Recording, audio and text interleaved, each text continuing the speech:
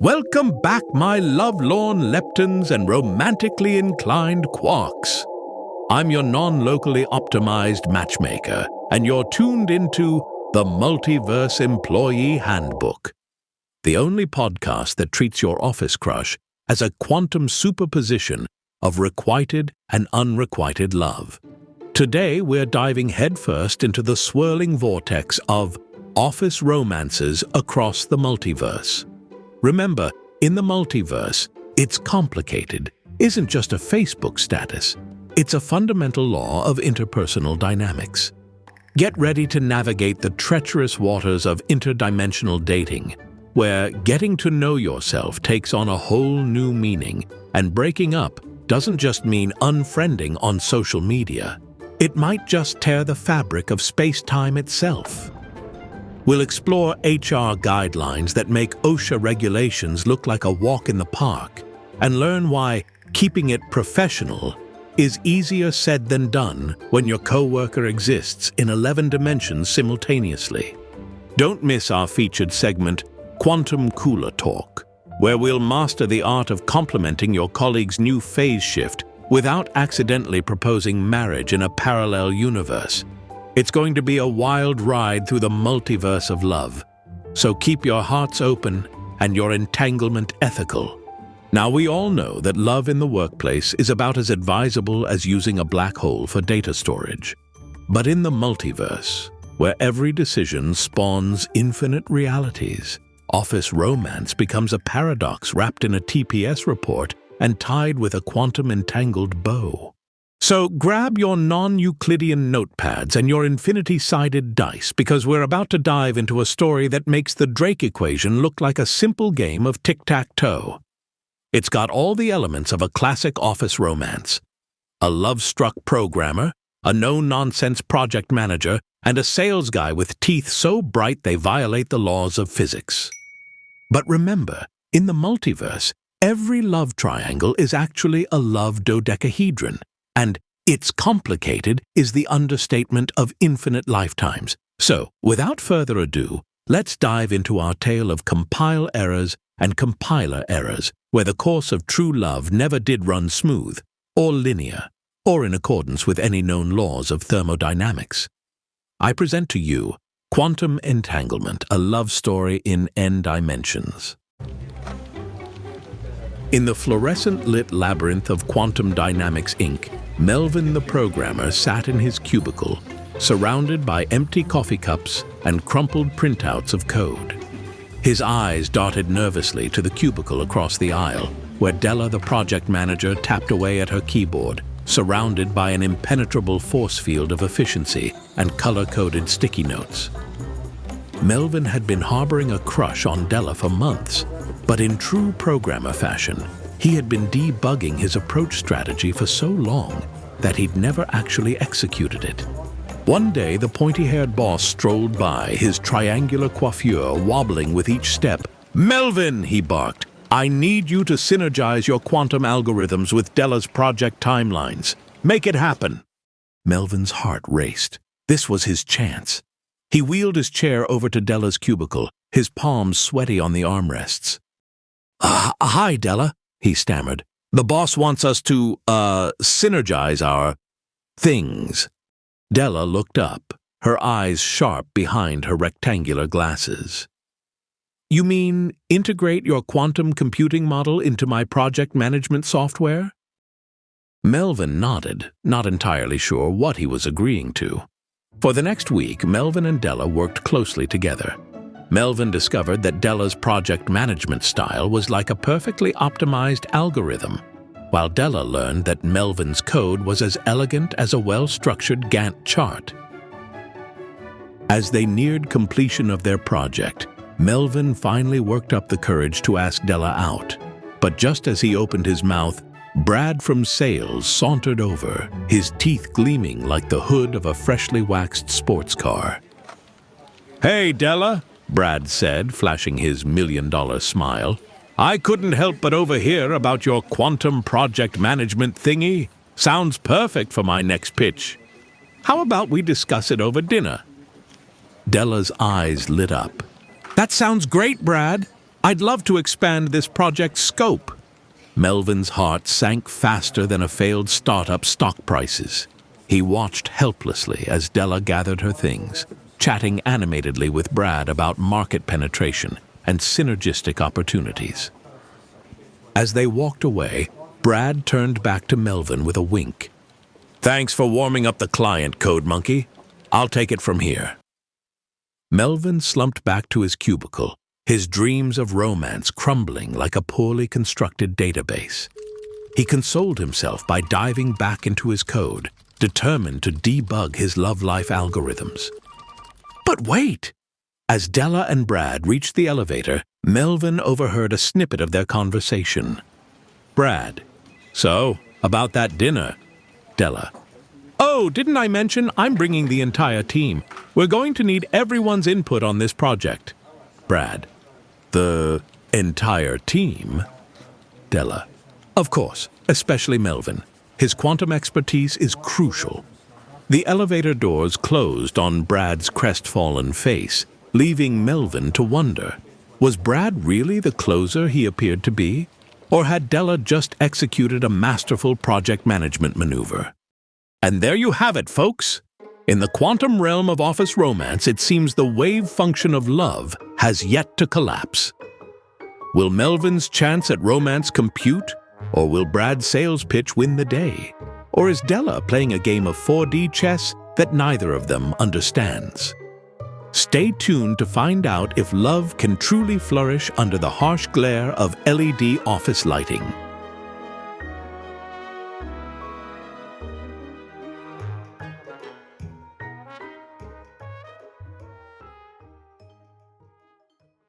All right, my paradoxically passionate personnel. Now that we've seen how office romance can go quantum, let's tackle the elephant in the room, or should I say, the alternate you in the cubicle next door. That's right. We're diving into the HR guidelines for dating your alternate self. Buckle up, because things are about to get ethically entangled. First up, ethical considerations. Now you might be thinking, is dating myself the ultimate form of self-love or the pinnacle of narcissism? Well, according to Dr. Schrödinger Freud, the multiverse's leading quantum psychiatrist, it's both, until you observe it, of course. Consider this. If you take yourself out on a date, who pays? Do you split the bill with yourself? Or is it always Dutch because you're technically the same person? And let's not even get started on the metaphysical implications of get over yourself in this context. But the real ethical quandary comes when you start comparing notes. Imagine finding out that your alternate self got that promotion you've been eyeing.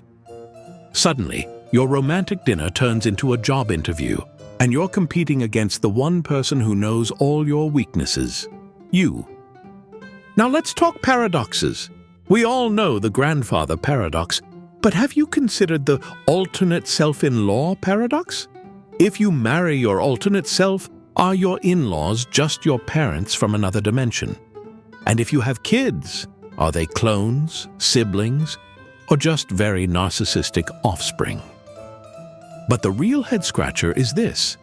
If you break up with your alternate self, is it still, it's not you, it's me? Or does it become, it's not me, it's you, who is also me? It's enough to make even the most stable quantum state collapse.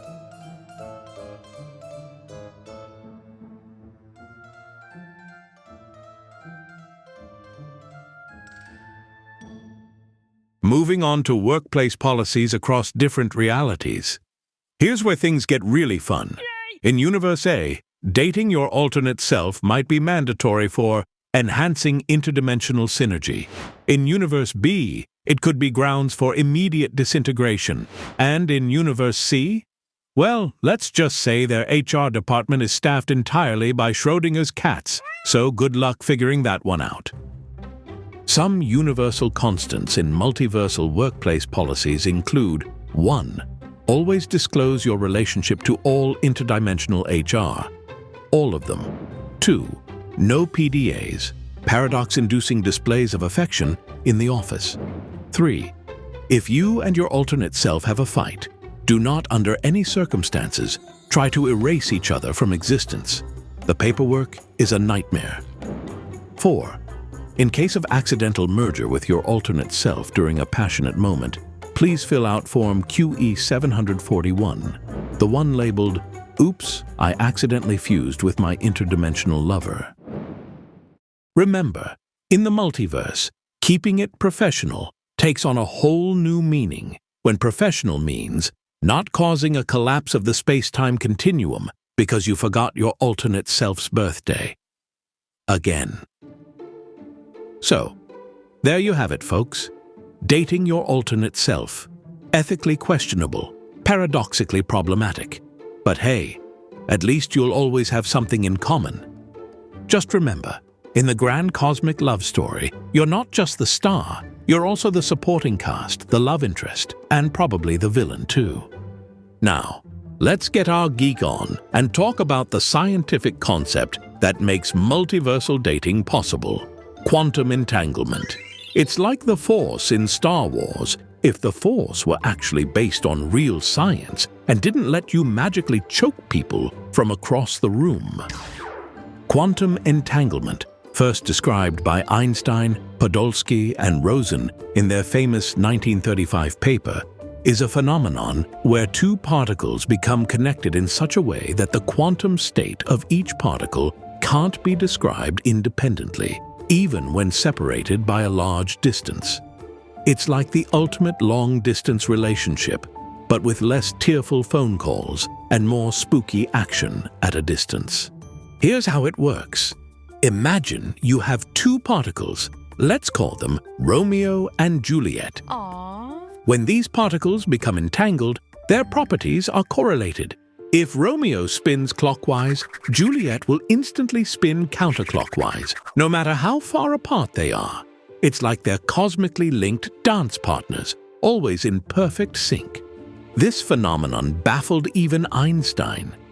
He thought the universe shouldn't work this way. But as it turns out, the universe doesn't really care what Einstein thought.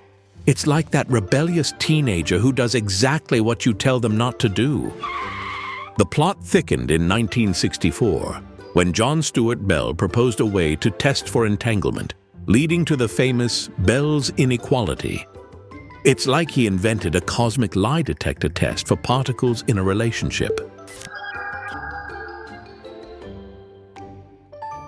Now, folks, here's where it gets really wild. According to the monogamy of entanglement principle, first described by Kaufman, Kundu, and Wouters in 2000, a particle can't be simultaneously maximally entangled with more than one other particle. It's like the universe has built-in anti-cheating measures. Cool. But wait, there's more. The act of measuring or observing an entangled particle can break the entanglement, a phenomenon related to the infamous measurement problem that's been puzzling physicists since the early days of quantum mechanics. It's like when your mom walks in on you and your date and suddenly all the romance goes out the window. Mom. This is why quantum physicists make terrible wingmen. They're always collapsing everyone's wave functions. And let's not forget the real kicker. In quantum mechanics, entangled particles can transfer information instantaneously, seemingly faster than the speed of light. This got Einstein's quantum knickers in a twist because it seemed to violate his theory of special relativity, proposed in 1905. But before you get excited about instantaneous interdimensional texting with your alternate self, remember that no actual information can be transmitted this way, as proven by the no-communication theorem developed by Philippe Eberhard in 1978. The plot continues to thicken. In 2022, Alain Aspect, John Clauser, and Anton Zeilinger won the Nobel Prize in Physics for their groundbreaking experiments with entangled photons, proving that Einstein's local realism was wrong and quantum mechanics was right. It's like the universe threw a century-long surprise party for quantum weirdness. So there you have it, folks. Quantum entanglement, the scientific principle that makes long-distance relationships look like a walk in the park. Just remember, in the grand equation of love, you're not just solving for X, You're solving for X in every possible dimension. May the quantum forces be with you, and also not with you, until we observe them. And with that, we've untangled the quantum knots of interdimensional office romance. Or perhaps we've just tied ourselves into an even more complex non-Euclidean bow. But fear not, my lovelorn leptons. We're not done playing multiversal matchmaker just yet. Love you. Stay tuned for our next segment, where we'll dive into the turbulent waters of navigating breakups when you're quantumly entangled. Learn why "it's not you, it's me" becomes a statement of metaphysical proportions, and discover why couples therapy might require a degree in theoretical physics. Plus, don't miss our featured subsegment, Quantum Cooler Talk, complementing your co-worker's new phase shift. We'll teach you how to flirt across dimensions without accidentally proposing marriage in a parallel universe or insulting your crush's doppelganger. So grab your interdimensional tissues and prepare your quantum superposition of emotional states. We'll be right back after this brief collapse of the wave function.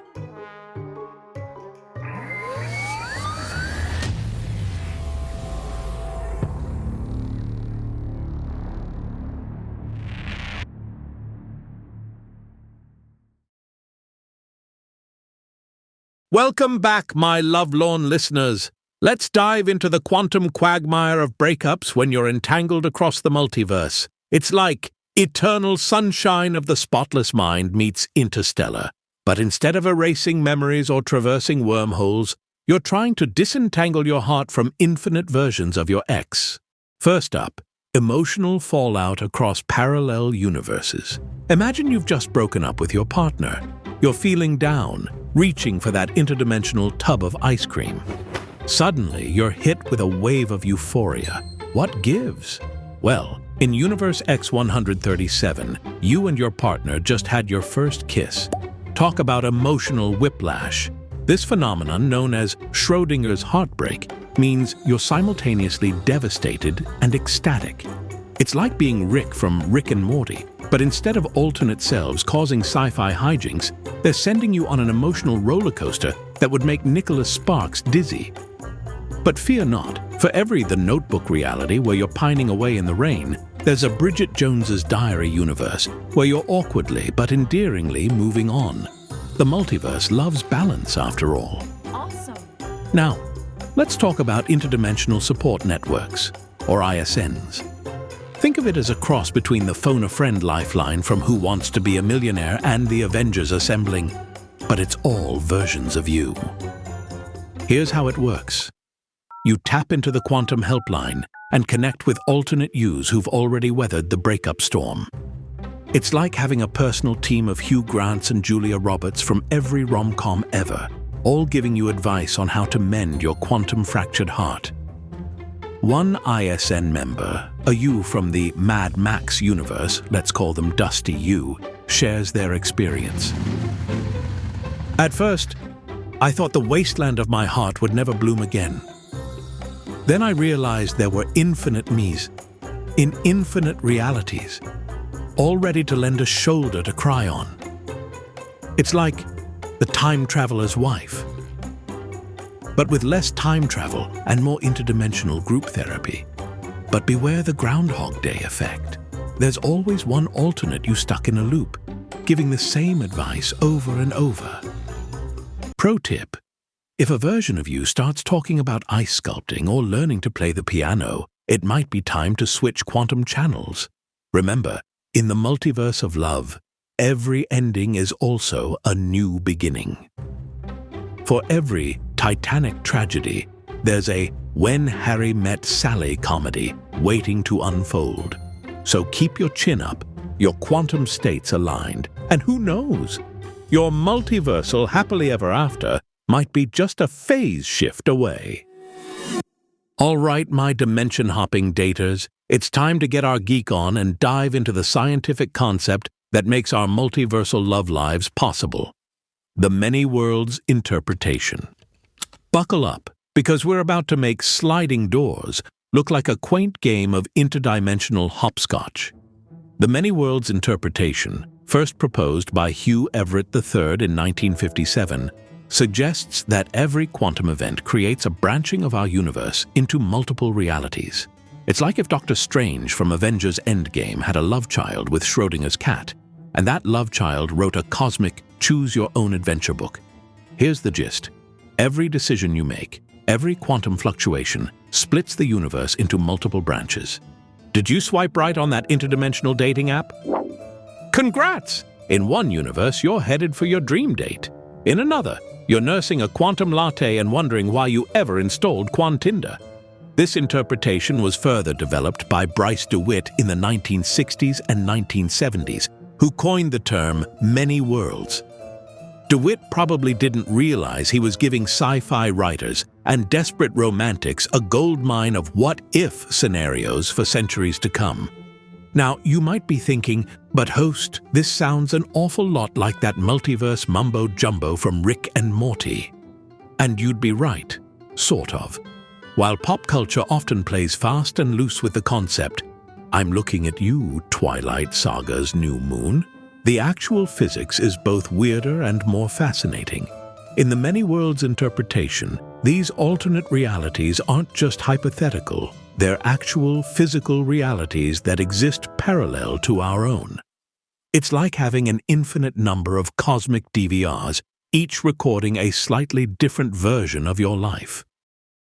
But here's where it gets really wild for you lovebirds out there.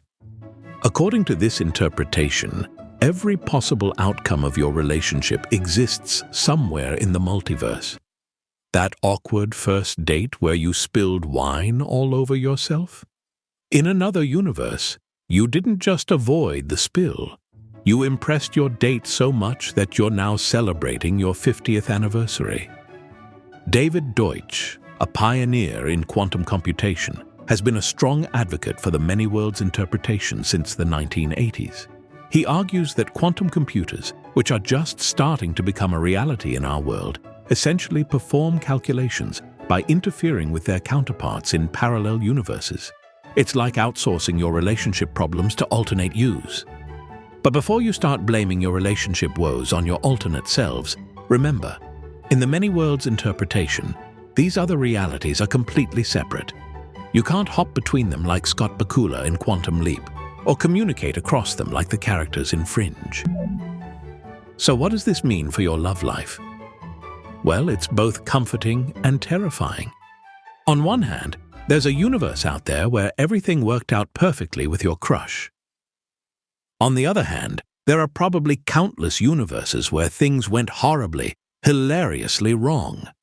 It's like having every rom-com and breakup song playing simultaneously on infinite cosmic jukeboxes. The many worlds interpretation reminds us that every choice we make in our relationships is significant. Each decision, each word spoken or left unsaid, could be a branching point spinning off new realities. So the next time you're agonizing over whether to text your crush, remember, in one universe, you already did. In another, you didn't. And in a third, you accidentally sent it to your boss and are now living off the grid in Siberia. So cold. In the end, the many worlds interpretation teaches us a valuable lesson about love. Every possibility exists, but it's the choices we make in this reality that truly matter. So go ahead, take that quantum leap of faith. After all, in an infinite multiverse, the odds are ever in your favor, somewhere. Welcome to Quantum Cooler Talk, where we teach you the art of multiversal flirtation. I'm your host, the Zaphod Beeblebrox of Zero-G Romance, here to help you navigate the treacherous waters of interdimensional office romance. Oh, baby. First up, complimenting your coworker's new phase shift. In the multiverse, you look different today takes on a whole new meaning. Your coworker might literally be vibrating at a different frequency or existing in a superposition of snappy and casual dress. Try these quantum-approved pickup lines. 1. Is that a new eigenstate? It really brings out the quantum in your eyes. 2. Your probability distribution is looking particularly dense today, in a good way. 3. Did you do something new with your wave function? It's more radiant than a TARDIS core. Remember, the key is to be specific yet uncertain. It's like Schrödinger's complement, simultaneously smooth and awkward until observed. Now, let's talk multiversal flirtation techniques. The multiverse is your oyster, and you're the quantum pearl. Here are some tips. 1. The quantum superposition technique. Exist in a state of both interested and aloof. Are you flirting? Are you just being friendly? Even you don't know. It's the ultimate in playing hard to get, like Schrödinger's cat playing coy. 2. The entanglement gambit. Find a shared interest with your crush across multiple realities. Maybe you both love quantum chess in this universe, multidimensional yoga in another, and battling the Borg in a third. Instant connection. 3. The observer effect. Make them notice you by subtly altering their reality. Rearrange the break room when they're not looking. They'll think they've slipped into the twilight zone and you're the only constant. Warning: may cause existential crises in non-quantum educated co-workers. But beware of misunderstandings across dimensions. In Universe Z99, telling someone their quarks are showing is considered a compliment. In Universe Z100, it'll earn you a slap across multiple dimensions, harder than a Vogon poetry reading. Here are some common multiversal misunderstandings to avoid. 1. The alternate you faux pas. Don't mention how much hotter their alternate self is in another universe. It never goes over well, not even in the mirror universe. 2. The temporal tangle. Asking them out for yesterday might work in a universe with non-linear time, but in most realities, it just makes you look like you don't own a flux capacitor. 3. The dimensional dampener. Complimenting their third arm when they only have 2 in this reality.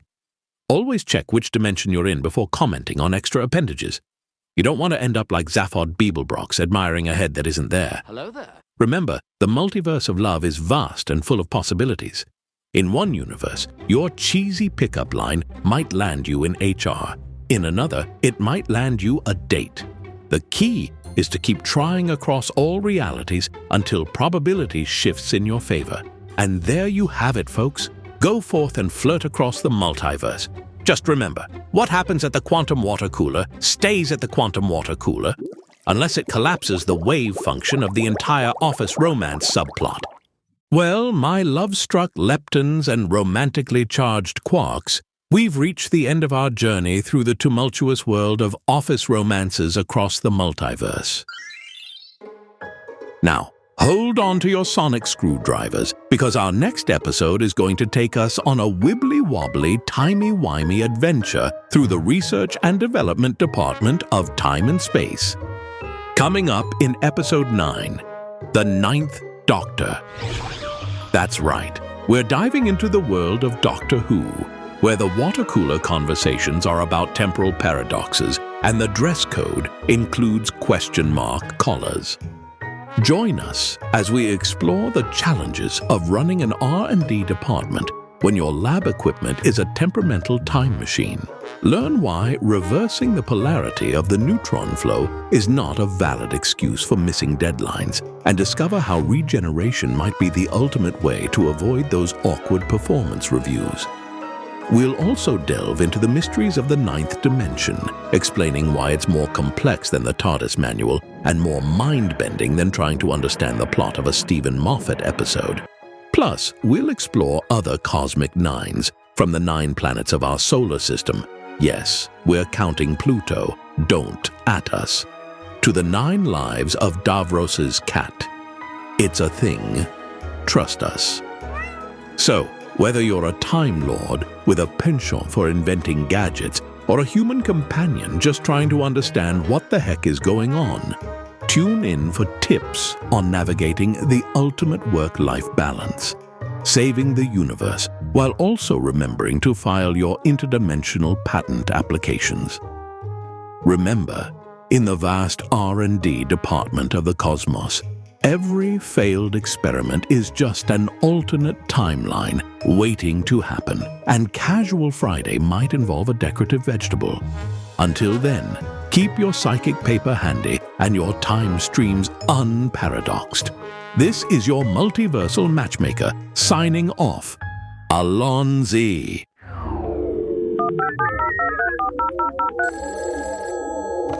Hey, this is Greg calling from Georgetown, Colorado. The Multiverse Employee Handbook was created by Rob Corrigan, is edited by Matt Parkman, and narrated by David from 11 Labs. All science fact-checking is done by Mohinder Suresh. The Employee Handbook staff includes Claire Bennett, Hiro Nakamura, and Elle Bishop. Please be sure to subscribe to get updates on all new episodes.